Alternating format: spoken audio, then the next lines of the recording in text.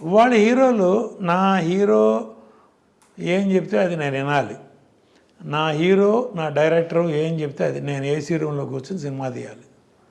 నేను సెట్లోకి వెళ్ళకూడదు, Ramanaidu గారిలాగా trolley తోయకూడదు, crane ఎత్తకూడదు.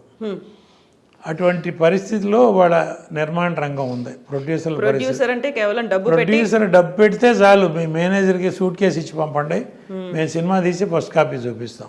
అంటే సార్ ఇక్కడ ఒక చిన్నది ఏంటంటే 24 క్రాఫ్ట్స్ అనేది చూసుకోవడానికి, లేకుంటే అది వాటి మీద పట్టు అనేది, ఎక్కడ ఎవరెవరు సూట్ అవుతారు, దేనికి ఏది బాగా పండాలి, ఇవన్నీ చూసుకునేది ఒక కెప్టెన్ లాంటి డైరెక్టర్ కదా, డైరెక్టర్కి వదిలేస్తే అయిపోతుంది. అలా ఇప్పుడు నేను చేసే రోజుల్లో నేనే కాదమ్మా, నా ముందు తరం కానీ నా బ్యాచ్లో ప్రొడ్యూసర్లు కానీ ముందు సబ్జెక్ట్ ఫైనలైజ్ చేసుకునేవాళ్ళం, దాని తగ్గట్టు డైరెక్టరు, దానికి తగ్గట్టు క్యాస్టింగ్, సినిమా తీసేవాళ్ళం. అప్పుడు నేను సగం పెడితే నా డిస్ట్రిబ్యూటర్లు సగం పెట్టేవాళ్ళు. డిస్ట్రిబ్యూటర్లు అండర్ ప్రొడక్షన్లోనే కమిట్ అయ్యేవాళ్ళు, అడ్వాన్స్ ఇచ్చేవాళ్ళు. వాళ్ళకి షెడ్యూల్కి రష్ చేసి చూపించేవాళ్ళం. మేము మీరు ఇచ్చిన డబ్బుతో మేము ఈ సినిమా తీసాం, ఇంత లెంత్ వచ్చింది, ఇదిగో సినిమా అని డిస్ట్రిబ్యూటర్లకి రష్ చేసి చూపించేవాళ్ళం అమ్మ. డిస్ట్రిబ్యూటర్కి ఇప్పుడు వాళ్ళు ఇచ్చిన డబ్బు నేను తీసుకుని ఏదో చార్మినార్ కొనుక్కున్నాను అనుకోకూడదుగా. అట్లా ఆ నమ్మకం క్రియేట్ చేయడానికి మరి వచ్చింది నా ముందు తరం. నేను పెట్టిన రూల్ ఏం కాదు అది, నేను అంతకుముందు ఉన్న రూలే నేను ఫాలో అయ్యా. షెడ్యూల్కి రష్ చూపించేవాళ్ళం. సినిమా అంతా అయిపోయినాక 8 లెంత్ ఎంత లెంత్ వచ్చిందో బిఫోర్ రీ రికార్డింగు రాజ్ కోటి, ఎడిటర్సు, డైరెక్టరు, మేము, హీరో అందరం కూర్చొని రష్ చూసేవాళ్ళం, ఫుల్ డబుల్ పాజిటివ్ చూసేవాళ్ళం.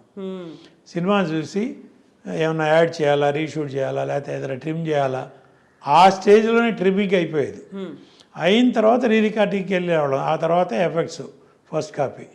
వాడు అసలు డైరెక్టర్ ఏం చేస్తున్నాడో, ఏం తీస్తున్నాడో, ఎక్కడ తీస్తున్నాడో, ఆ సినిమా ప్రొడక్షన్ ఎగ్జిక్యూటివ్ ఈపీ అంటారు ఇప్పుడు కొత్తగా. ప్రొడ్యూసర్ అయినా పెద్ద వీపీ, ఆయన ఒక ఈపీ, ఆయన పెట్టి సినిమా తీయాలి. ఇప్పుడు ఆ సినిమా ఎంత ఖర్చు అయిందో తెలియదు, నా సినిమా మీకు ఎంత బడ్జెట్లో తీస్తారనేది బడ్జెట్ అడగకూడదు డైరెక్టర్ని, కొంతమంది పెద్ద డైరెక్టర్ని. ఆయనకి కార్పొరేట్ పర్మిషన్ ఇవ్వాలి. ఆయన ఏం తీసిస్తాడో అది మన అదృష్టం, మహాప్రసాదం. ఒక కథ ఉందా లేదా, ఏం కథ తీస్తున్నాడు లేదు. ఒక డైరెక్టర్ వెళ్ళి ఒక హీరోకి కథ చెప్తాడమ్మా, హీరో ఓకే అంటాడు, వాళ్ళిద్దరూ కలిసి ప్రొడ్యూసర్ని పిక్ చేస్తున్నారు. ఇప్పుడు ప్రొడ్యూసర్ వెళ్ళి హీరోకి లేకపోతే డైరెక్టర్కి అది పోయింది. మా కథ ఇక్కడ రివర్స్ టెండరింగ్లో డైరెక్టర్ వెళ్ళి హీరోకి కథ చెప్తే హీరో ప్రొడ్యూసర్ని పికప్ చేస్తాడు. నేను పలానా కథ విన్నాను, బాగుంది, మీరు వినండి, నచ్చితే మీరు చేయండి. కెపాసిటీ ఎవరికి ఉంది, ఆ ప్రొడ్యూసర్కి కెపాసిటీ ఉందా లేదా, ఎవరైతే సూటబుల్ ఆయన పికప్ చేస్తారు. ఇప్పుడు మళ్ళా ఆయన అన్ని రకాలుగా ఆలోచించి, ఇప్పుడు నా రోజుల నుంచి ఉన్నాయి, పలానా ప్రొడ్యూసర్ మనం డేట్లు ఇచ్చామంటే ఆ సినిమా కరెక్ట్గా అది తీయగలరా లేదా, సరిగ్గా మార్కెటింగ్ చేయగలరా లేదా అనే డౌట్ ఉండటంలో తప్పులేదు. అది ఎవరి కెరీర్ వాళ్ళు చూసుకునే రోజుల్లో. కానీ వాళ్ళు పిక్ చేయటమే ముందు ప్రొడ్యూసర్ని, పలానా ప్రొడ్యూసరు ఆహా పర్వాలా, ఈయనకి ఒక 5 కోట్లు 10 కోట్లు లాస్ వచ్చినా తట్టుకోగలడు అటువంటి వాళ్ళని పెడుతున్నారు. ఇప్పుడు సోకాళ్ళు ఇప్పుడు పలానా అని చెప్పకూడదమ్మా, వాళ్ళు డైరెక్టర్లు సినిమాలు తీస్తున్నారండి. ఇప్పుడు శంకర్ ఫర్ ఎగ్జాంపుల్ నేను చెప్తున్నా, నిన్న రిలీజ్ అయింది ఇండియన్, భారతీయుడు. ఆ రిపోర్ట్ ఏంటో నాకు తెలుసు. నేను సౌత్ ఇండియన్ ఫిల్మ్ ఛాంబర్లో ప్రెసిడెంట్గా ఉన్నప్పుడు లైకా ప్రొడక్షన్స్ వాళ్ళు ఆ శంకర్ మీద కంప్లైంట్ పెట్టారు. ఇది ఒక బడ్జెట్ మాకు రిటర్న్గా అగ్రిమెంట్ ఇచ్చి అనుకున్న బడ్జెట్ ఖర్చు అయిపోయింది, సినిమా 70% కూడా అవ్వలేదు, ఇంకా కంప్లీట్ చేయాలంటే నాకు కార్పొరేట్ పర్మిషన్ ఇస్తే కానీ నెక్స్ట్ షూటింగ్ ప్లాన్ చేయను అని కండిషన్ పెడితే ఆ ప్రొడ్యూసర్ లండన్ సుభాస్కర్ నాకు ఫోన్ చేసి ఇట్లా ఉంది, ఏం చేయాలంటే మరి ఏం చేయమంటారన్న, మేము కంప్లైంట్ పంపిస్తాం, మీరు టేకప్ చేయండి అన్న. చేశాను, వాళ్ళని పిలిపించాం, మాట్లాడాం. తర్వాత వాళ్ళు మళ్ళీ డైరెక్టర్తో గొడవ ఎందుకులే అని కాంప్రమైజ్ అయ్యి ఏదో ఒక బడ్జెట్ అనుకుని కంప్లీట్ చేసి, ఆ అనుకున్న బడ్జెట్లో కూడా అవలా. తర్వాత 236 కోట్లు అగ్రిమెంటు, 230 తర్వాత ఇంకొక 150 కోట్లు ఎక్స్ట్రా ఇచ్చేదట్టు ఆ సినిమా కంప్లీట్ చేయడానికి. అది కూడా అయిన తర్వాత ఇప్పుడు 600 దాకా అయిందని అంటున్నారు. అది అంతవరకు నిజం ఆ పెట్టిన నిర్మాతకు తెలియాలి, తీసిన దర్శకుడికి తెలియాలి. అలాంటి సినిమా 6 ఏళ్ళు పట్టిందమ్మా.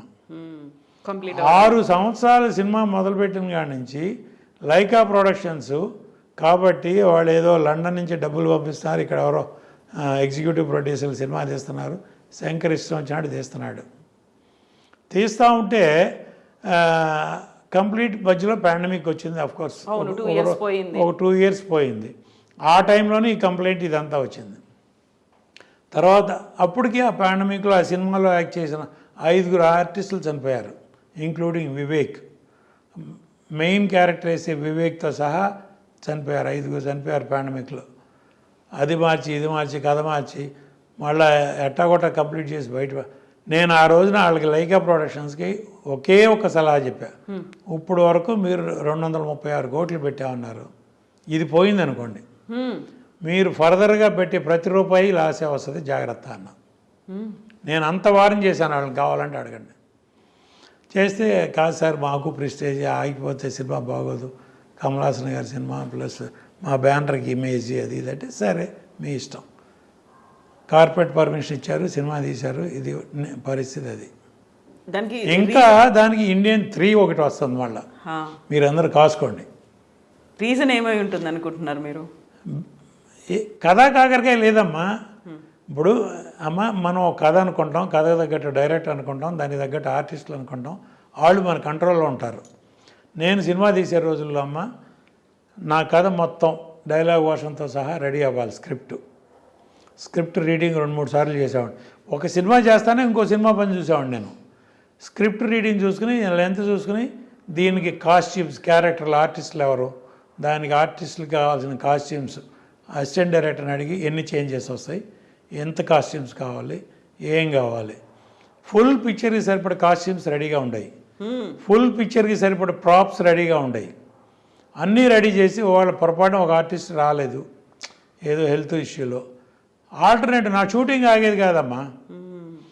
ఆల్టర్నేటివ్ ఏంటి, పలానా పని ఇదే ఆర్టిస్టులతో వేరే సీను, దానికి తగ్గట్టు కాస్ట్యూమ్ లేవు, ప్రాప్స్ లేవు అని అనకుండా మొత్తం రెడీగా పెట్టేవాడిని. అన్నీ ప్రీ ప్లాన్డ్గా పెడితే 32 నుంచి 35 రోజులమ్మా నేను పర్ సినిమా, అంతకంటే ఎక్కువ షూటింగ్లు చేయలే. దానవీర సూరకర్ణ ఎన్టీ రామారావు గారు 3 వేషాలు ఒకే ఫ్రేమ్లో 3 రామారావు గారు కనబడతారు. 3 వేషాలు, ఆయన డైరెక్టరు, ఆయనే ప్రొడ్యూసరు, అన్ని బాధ్యతలతో 45 రోజుల్లో ఆ సినిమా కంప్లీట్ చేశారు. With so much in camera work, graphics లేవు ఆ రోజుల్లో. మిచెల్ కెమెరాలో 3 రామారావు గారు ఫ్రేమ్లో ఒకేసారి కనపడేవాళ్ళు. ఆ సినిమా 45 రోజుల్లో రామారావు గారు చేశారు. ఒక డెడికేషన్ అమ్మ. అదే ఇవాళ 6 సంవత్సరాలు కాదు 10 సంవత్సరాలు ఇవ్వండి ఎవరైనా తీయమని చూద్దాం.